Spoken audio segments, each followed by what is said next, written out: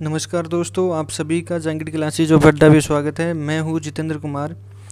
आज एक नया टॉपिक जिसका नाम है एप्लीकेशंस ऑफ डिटर्मिनेंट्स, और इसमें भी एक फर्स्ट टॉपिक आता है जिसका नाम है area of a triangle. Area of a triangle.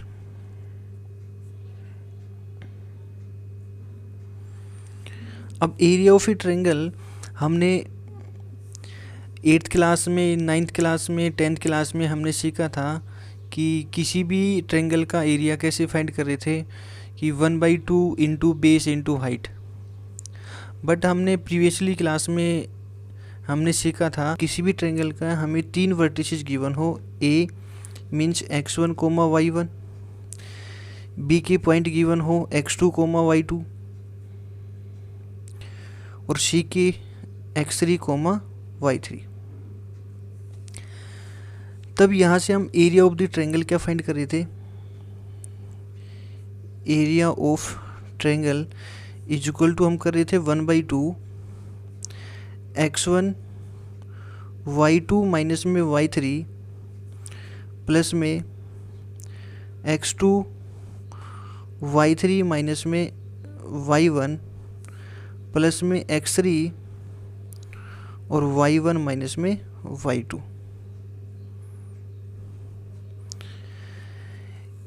ये हमने प्रीवियसली क्लास में सीखा था एरिया ऑफ द ट्रायंगल, जब हमें ट्रायंगल के 3 वर्टिसेस गिवन हो।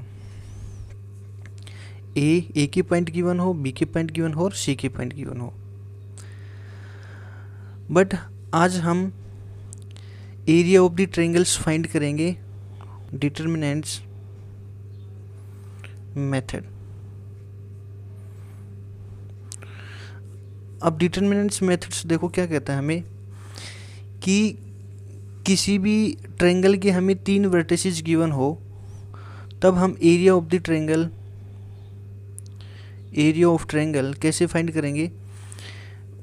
1/2 determinants x1 y1 1, x2 y2 1, x3 y3 और 1।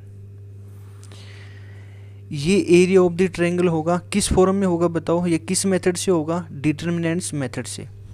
बट इसमें एक कॉन्सेप्ट आता है, वो कॉन्सेप्ट क्या है, यदि हमारे पास डिटर्मिनेंट्स की वैल्यू, मैंने इसको फाइंड किया भाई, यहाँ तक इसकी वैल्यू मैंने फाइंड की, वो सपोज करो वो वैल्यू हमारे पास आ गई नेगेटिव। कितनी आ गई बताओ, नेगेटिव।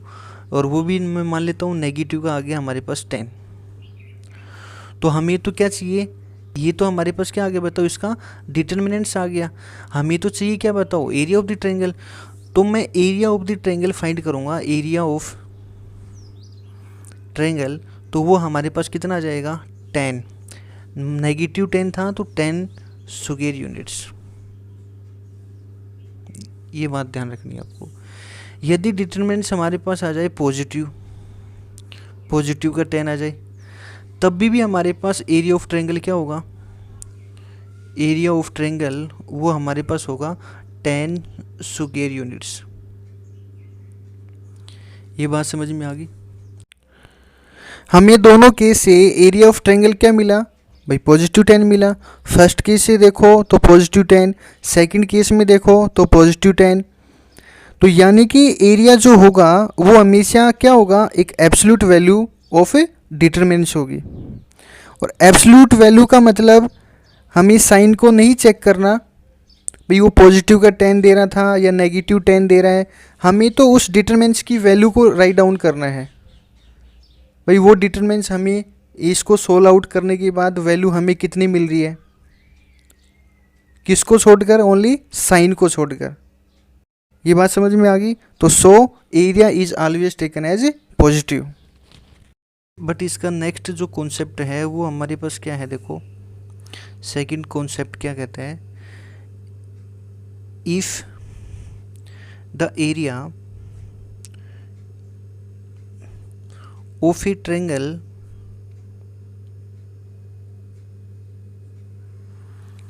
इज गिवन, यदि हमारे पास ट्रायंगल का एरिया गिवन हो, then use both positive as well as negative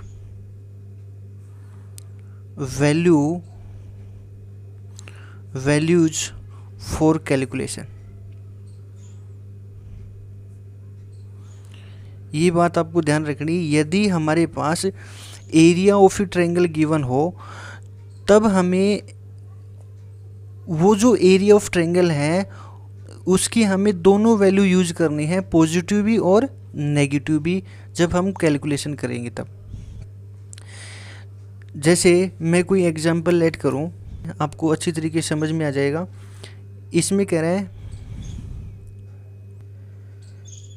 ये मैंने कोई एक एग्जांपल ले लिया, इसमें कह रहा है कि if area of a triangle is 35 square units with vertices 2, -6, 5, 4 and k, 4, then k is means k की वैल्यू क्या होगी। अब इसमें देखो एरिया ऑफ ट्रायंगल हमें गिवन है और मैंने आपको कॉन्सेप्ट भी क्या बताया था, यदि एरिया ऑफ ट्रायंगल गिवन हो तब हमें दोनों वैल्यू पॉजिटिव और नेगेटिव दोनों वैल्यू हमें यूज करनी है, तब हम कैलकुलेशन करेंगे।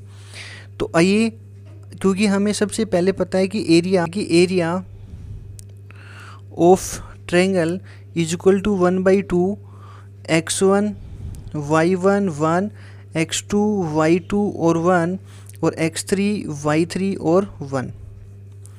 अब इसका एरिया ऑफ ट्रायंगल गिवन है, वो कितना है बताओ, 35।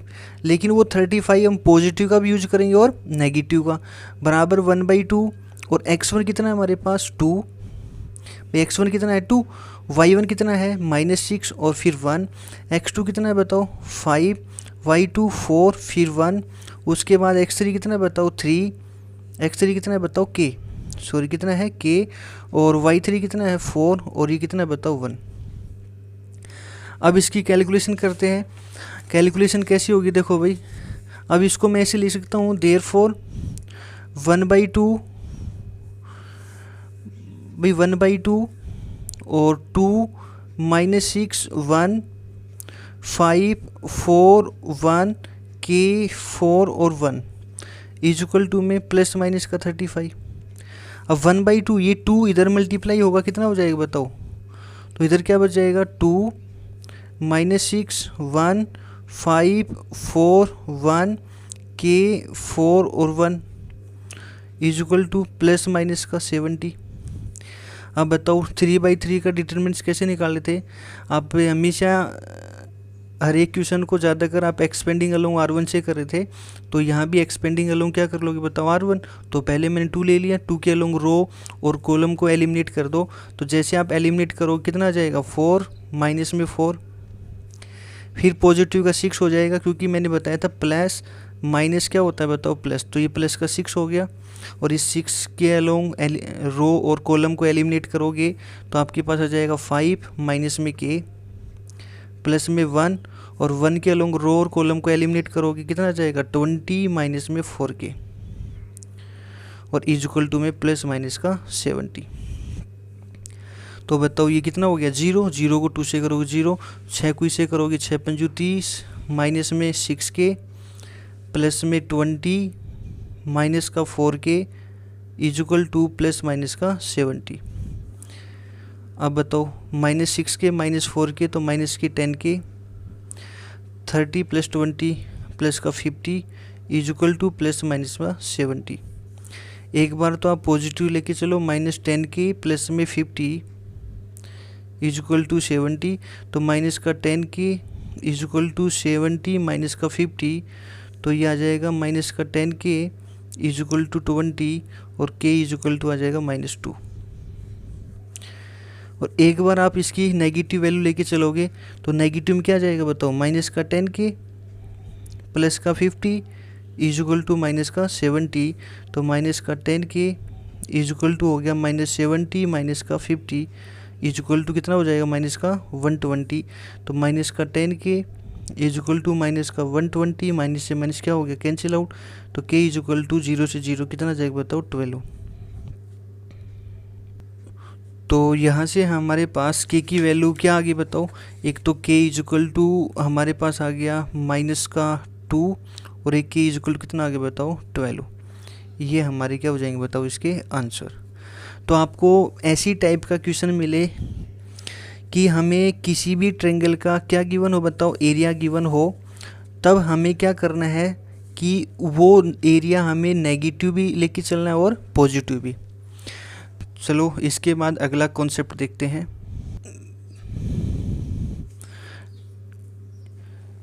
तीसरा कॉन्सेप्ट क्या कहता है, यदि हमारे पास किसी भी ट्रायंगल के वर्टिसेस गिवन हो, ए के हमारे पास है x1, y1, p हमारे पास है x2, y2 और c के गिवन हो x3, y3, तब हम इसका एरिया ऑफ ट्रायंगल फाइंड कर सकते हैं। तो एरिया ऑफ ट्रायंगल हमें पता है इसका कितना होगा 1/2 x1 y1 1 x2 y2 1 x3 y3 और 1।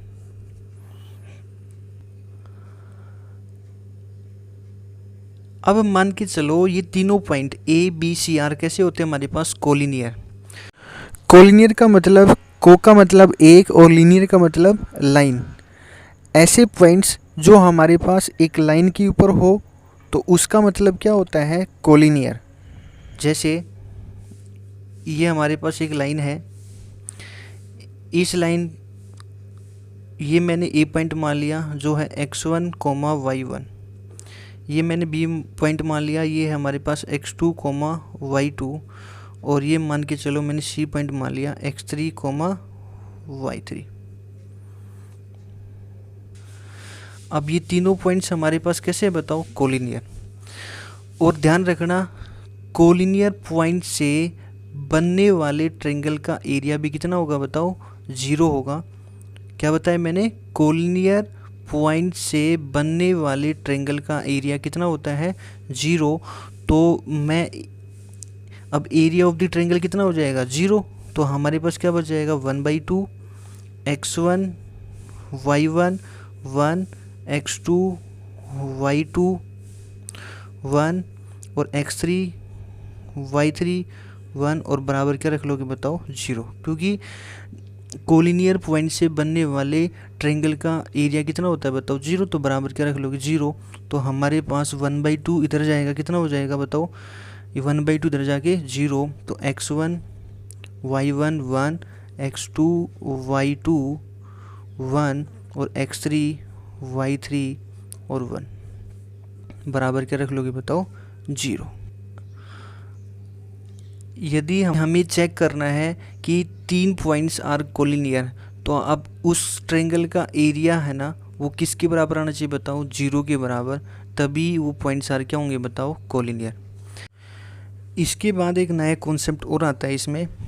वो कॉन्सेप्ट क्या है कि मान के चले कि हमें 2 पॉइंट से, जैसे ये हमारे पास कोई एक लाइन है, ये हमारे पास क्या है बताओ एक लाइन है, इस लाइन में लेट से ये पॉइंट है ए x1, y1, ये मैं पॉइंट मान लेता हूँ बी, ये हमारे पास है x2, y2। और वो हमें ऐसा कहे कि हमें 2 पॉइंट से पास होने वाली एक लाइन की इक्वेशन निकालनी हो, तब हम क्या करेंगे। तो वो इक्वेशन भी हम फाइंड कर सकते हैं। कैसे, हम एक तीसरा पॉइंट सी लेट कर लेंगे, वो पॉइंट हमने मान लिया x, y। तीसरा पॉइंट हमने क्या मान लिया बताओ x, y। और अभी हमने एक कॉन्सेप्ट सीखा था ऊपर, यदि हमारे पास 3 पॉइंट्स आर क्या हो बताओ कोलिनियर हो, या 3 पॉइंट्स हमारे पास क्या हो एक स्ट्रेट लाइन में हो, तो उससे बनने वाली ट्रायंगल का एरिया भी कितना होता है बताओ 0। और हमें अभी फाइंड किया था एरिया ऑफ ट्रायंगल वो कितना होता है बताओ 1/2 x1 y1 और 1, x2 y2 1, x3 y3 और 1 इज इक्वल टू क्या रख लोगे बताओ 0। और फिर हमें पता है 1/2 इधर जाएगा कितना हो गया बताओ 0। और फिर देखो x1 की जगह x1 y1 1, x2 y2 और 1, x3 की जगह क्या था बताओ x, और y3 की जगह क्या था बताओ y, और 1 बराबर क्या रख लोगे 0।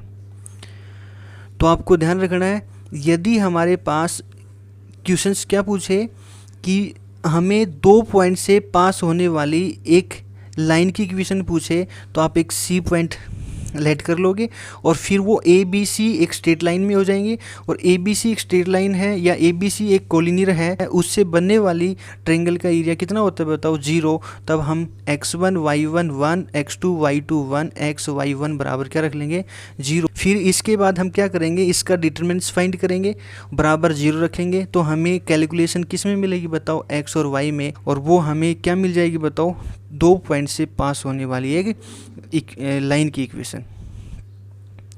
तो आशा करता हूँ आपको ये वीडियो अच्छी लगी होगी, और अच्छी लगी हो तो इसको ज़्यादा से ज़्यादा लाइक करना, शेयर करना, सब्सक्राइब करना। Thank you.